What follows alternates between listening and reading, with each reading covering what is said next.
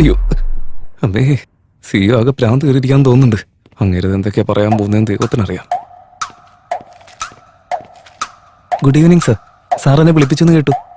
തന്നെ ഏൽപ്പിച്ച ജോലി കൃത്യമായിട്ട് ചെയ്യാൻ പറ്റില്ലടോ എനിക്ക്. ശ്രീറാം കൺസ്ട്രക്ഷൻസിന്റെ ഫയൽ വന്നിട്ട് എത്ര ദിവസമായി? താനെന്താ ഫിനിഷ് ചെയ്യാത്ത?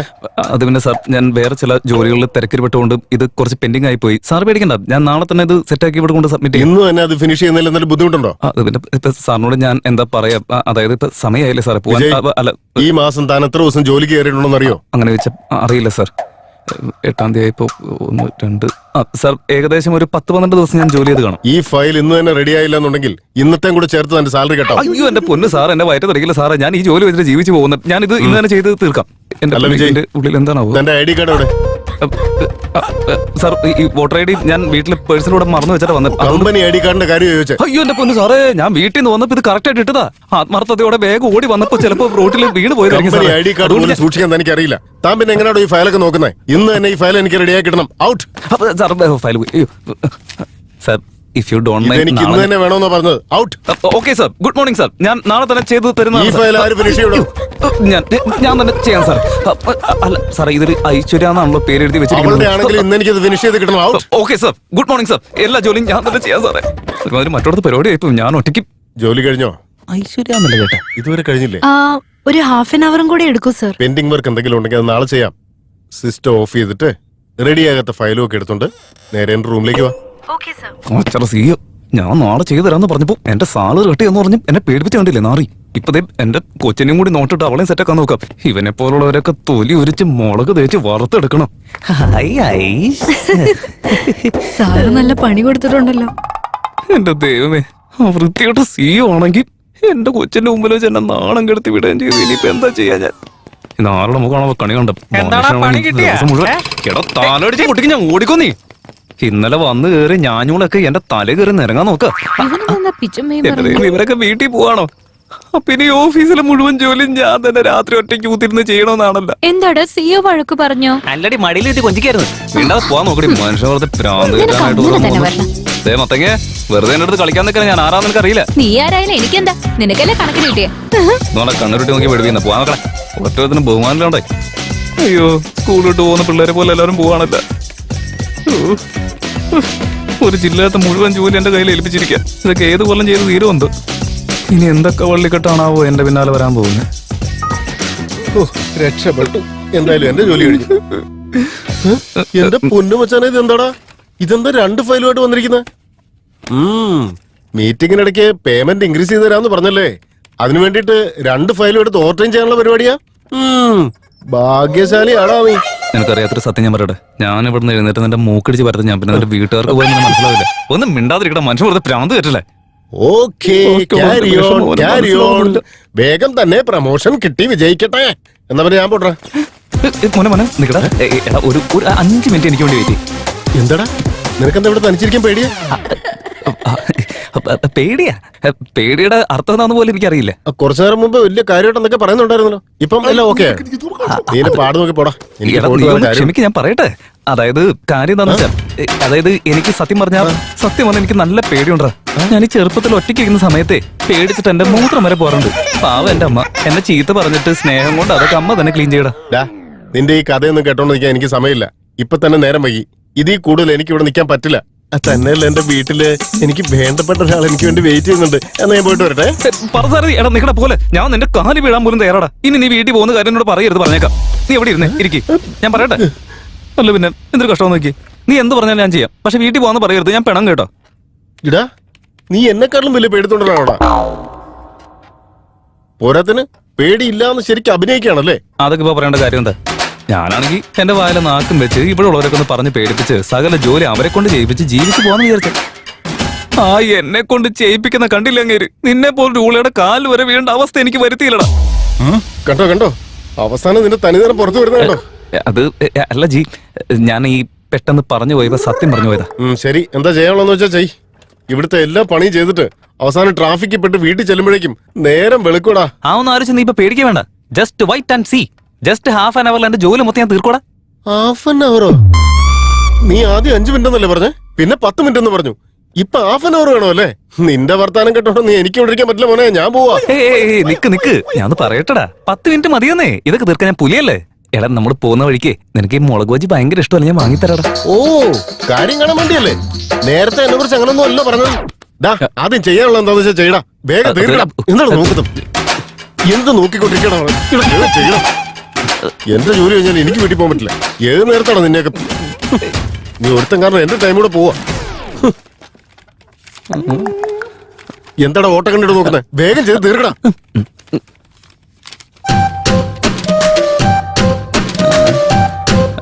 അതെ, വല്ല കാമസൂത്രം വായിച്ചുകൊണ്ടിരിക്കാണ്. ഇവിടെ ഇത് എന്ത് ബുക്കാണെങ്കിൽ നിനക്കെന്താ? നീ നിന്റെ കാര്യം നോക്കി ജോലി കിടപ്പില്ല. ഇപ്പൊ എന്ത് വേണേലും പറഞ്ഞു, പോകുന്ന സമയത്ത് ഞാൻ കാണിച്ചു തരാടാ. എന്താ പറഞ്ഞ? അത് പിന്നെ അല്ലെങ്കിൽ ഞാൻ ഇതിലേക്ക് എന്തിനാ തലയിടണമെന്ന് ആലോചിച്ചതാ.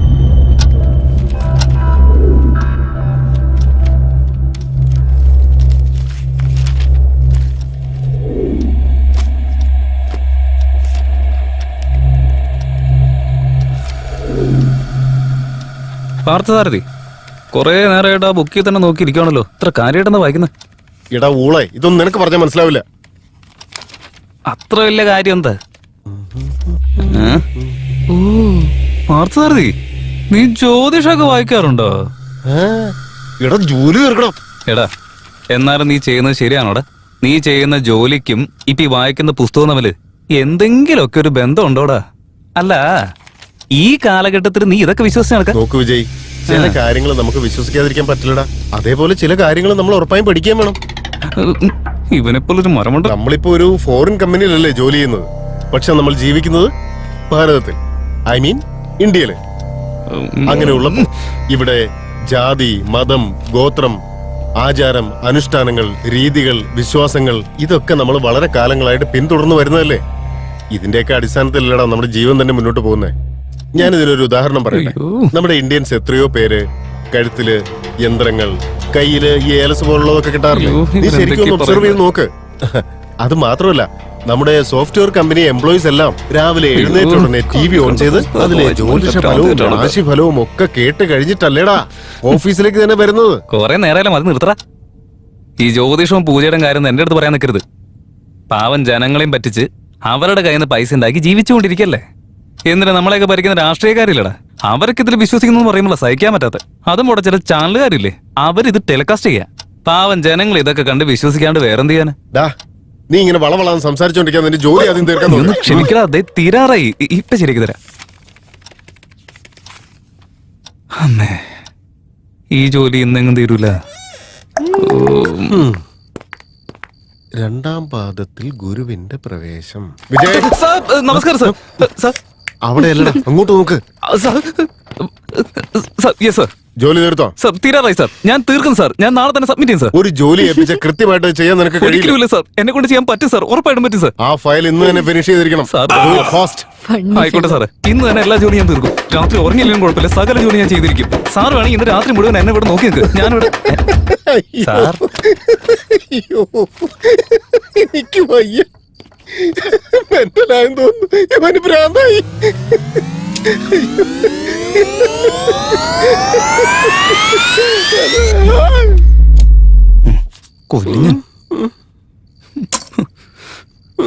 കണ്ടില്ലേ, ഇവൻ വരച്ചിരിക്കുന്ന കണ്ടില്ലേ?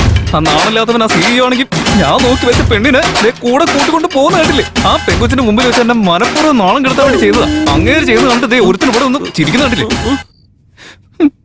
ഞാൻ നോക്കി വെച്ച പെണ്ണാണെങ്കിലുണ്ടല്ലോ, ഇങ്ങനെ കൈ തൊഴുത് നിൽക്കാൻ തോന്നും നമുക്ക്. അത്രയും ഐശ്വര്യമുള്ളൊരു ദേവതയാണല്ലോ ആ മണഗുണാപ്പി കൂടെ കൊണ്ടുപോയിരിക്കുന്നത്. നീ എന്തിനാണ് ഇങ്ങനെ അറിഞ്ഞു കുത്തി പ്രാവുന്നേ? നിനക്ക് ധൈര്യം ഉണ്ടെങ്കിൽ നീ അവളോട് സെറ്റാക്കി എടുക്കണം. നീ ഒരു അക്ഷരം വേണ്ടത്. അല്ല, ഈ ചിലരൊക്കെ പറയാറില്ലേ, നെറ്റി തേക്കാനുള്ള കുറി മേടിക്കാൻ പൈസ ഉണ്ടാവില്ല, എന്നാലോ ബ്രെഡ് തേക്കാനായിട്ട് ബട്ടർ വേണം അവന്. അതുപോലെ അത്. അല്ല, നീ തന്നെ ഒന്ന് ആലോചിച്ച് നോക്ക്. തുരുമ്പ് പിടിച്ചൊരു 2 വീലറിന് 6 ലിറ്റർ പെട്രോൾ അടിക്കാൻ പോലും പൈസ ഇല്ലാതിരിക്കാൻ ഞാൻ. ആ അവസ്ഥയിൽ കോടികൾ വിലയുള്ള ബെൻസ് കാർ പോലിരിക്കുന്ന അവളെ ഞാൻ എങ്ങനെ മെയിൻറ്റെയിൻ ചെയ്യാനാടാ? എടാ, അവള് തേച്ച് വെച്ചിരിക്കുന്ന ലിപ്സ്റ്റിക് കണ്ടോ നീ?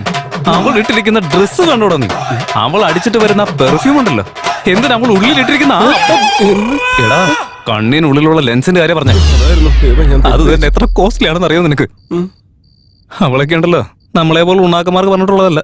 നമുക്കൊന്നും ഈ ജന്മത്ത് കിട്ടാനും പോകുന്നില്ല. ഉള്ളത് പറയുകയാണെങ്കിലേ, ബാങ്ക് ബാലൻസ് ആയിട്ട് ലക്ഷങ്ങൾ കൊണ്ടെടുക്കുന്ന ആൾക്കാരില്ലേ, അവർക്ക് പറഞ്ഞിട്ടുള്ളതാ, അവർക്ക് മാത്രമേ കിട്ടുള്ളൂ. അങ്ങനെ അല്ലടാ കാര്യങ്ങള്. ഒരു പെണ്ണൊരാണിനെ സ്നേഹിക്കുന്നത് വെറും പണത്തിന് വേണ്ടി മാത്രമല്ല, ആ പ്രണയത്തെ അവൻ ഒരു കലയായി കാണുന്നതുകൊണ്ടാണ്. അതെ, ഈ സാഹിത്യമൊക്കെ ഉണ്ടല്ലോ എന്റെ തലയിൽ ജന്മത്ത് കയറാൻ പോകുന്നില്ല. അതായത് പണം കൊണ്ട് നേടിയെടുക്കാൻ പറ്റില്ലാത്ത ചില കാര്യങ്ങള് ചില ആചാര അനുഷ്ഠാനങ്ങൾ കൊണ്ട് നമുക്ക് നേടിയെടുക്കാൻ സാധിക്കും. അതൊക്കെ എങ്ങനെയാണ് ചെയ്യേണ്ടതെന്ന് നമ്മളെ പഠിപ്പിക്കാനുള്ളതാണ് ദേ ഈ പുസ്തകം. ഓഹോ, അപ്പൊ നീ വായിക്കുന്നത് ജ്യോതിഷമൊന്നും അല്ല, ഇപ്പൊ നീ വായിച്ചുകൊണ്ടിരിക്കുന്നത് വേറെ ഏതോ ബുക്കാ. ആ അതേതാന്ന് എനിക്കും അറിയണം. ഏയ് അതൊന്നും പറ്റില്ല, ഇത് ഞാൻ തരില്ല.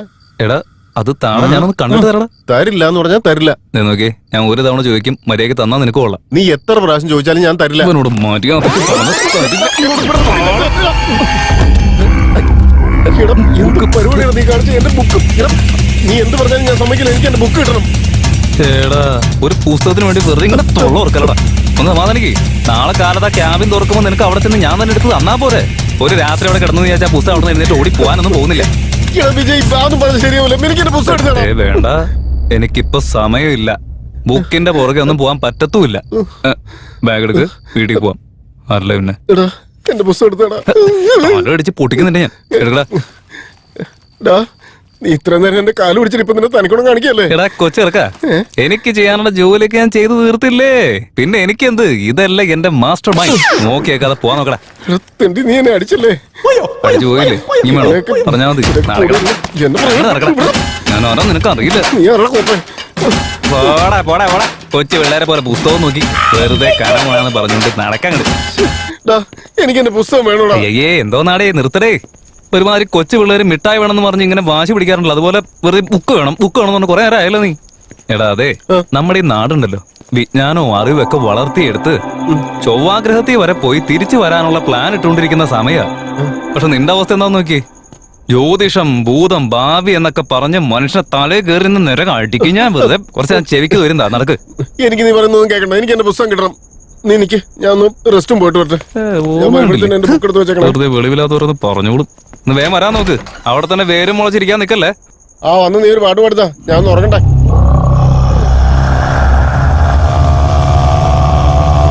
എന്തെങ്ങനെ ഒരു ശബ്ദം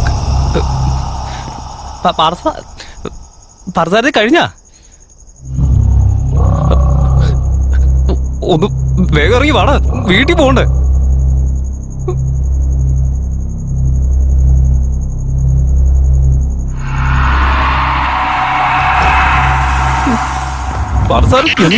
മനസ്സമാനോട്ടൊന്നും മുള്ളാൻ പോകാൻ സമ്മതിക്കില്ലേ? അത് പിന്നെ എനിക്കും ഇങ്ങനെ വയറിനൊരു സുഖമില്ലാണ്ടും അത് ഒരു മിനിറ്റ് ഞാൻ പോരാ. അയ്യോ, ഇത്രയും നേരം നിന്റെ കാര്യത്തിന് എന്നെ കൂടെ നിർത്തിയിട്ട് നിന്റെ തനിക്കുണം കാണിച്ചല്ലടാ. കാണിച്ചു തരടാ ഞാൻ ആരാണെന്ന്.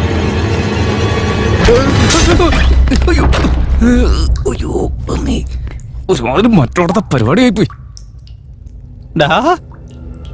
പാർത്ഥസാരഥിയേ, പാർത്ഥസാരഥിയേ, പാർത്ഥസാരഥി. എടാ ഈ വാതിലോർക്കടാ, ഇവിടെ കറണ്ടില്ലടാ, വിളിച്ചൊന്നുമില്ലടാ. ദേ വെറുതെ കളിക്കാൻ നിൽക്കല്ല. എനിക്ക് ഭാഗ്യം കറണ്ട് വൃത്തിയിട്ടവനെ ഞാൻ പുറത്തിറങ്ങി വന്നാണ്ടല്ലോ. പാതിരാത്രി വെറുതെ കുട്ടികളെ കാണിക്കാൻ നിൽക്കല്ലേ. അടിച്ച് കൊല്ലുന്നുണ്ട് ഞാൻ. എനിക്കറിയാവുന്ന കാര്യമല്ലേ, ഈ ഓഫീസിൽ കറണ്ട് പോയ അപ്പൊ തന്നെ ജനറേറ്റർ പേടിച്ച് തുറിത്ത് എന്നെ പോലെ ഒരു നാണം കിട്ടും വെറുതെ ആണുങ്ങളെ പറയിക്കാനായിട്ട്. താമസം എന്തേ വരുവാൻ പ്രാണസഖി.